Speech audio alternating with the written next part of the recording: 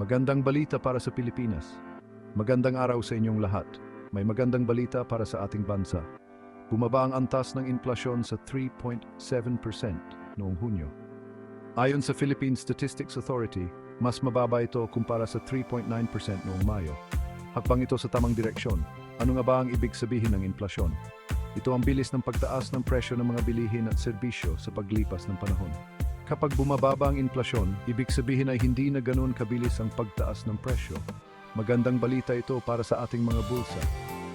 Ano ang implikasyon nito para sa iyo? Mas nagiging abot kaya na ang pamumuhay. Ang mga gastusin sa pagkain, transportasyon at maging sa kuryente ay maaring hindi na masyadong mabigat kumpara sa dati. Nakahinga tayo ng maluwag, hindi ba? Subalit, hindi lang ito ang magandang balita. Ang average na antas ng inflasyon mula Enero hanggang Hunyo ngayong taon ay nasa 3.5%. Makikita rito ang matatag na kalakaran. Nagiging epektibo ang mga hakbang ng pamahalaan at mga patakarang pang-ekonomiya upang makontrol ang inflasyon. Bakit nga ba nangyayari ito?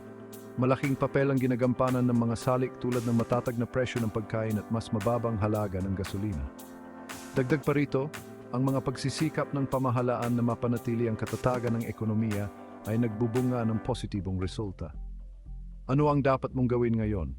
Subaybayan ang iyong mga gastusin, mag-ipon hanggat maaari, at maging maingat sa iyong paggastos. Tandaan, mahalaga ang bawat sentimo.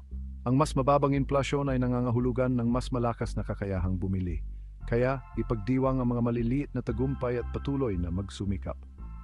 Maraming salamat sa panonood at manatiling may alam sa mga pangyayari. Hanggang sa muli.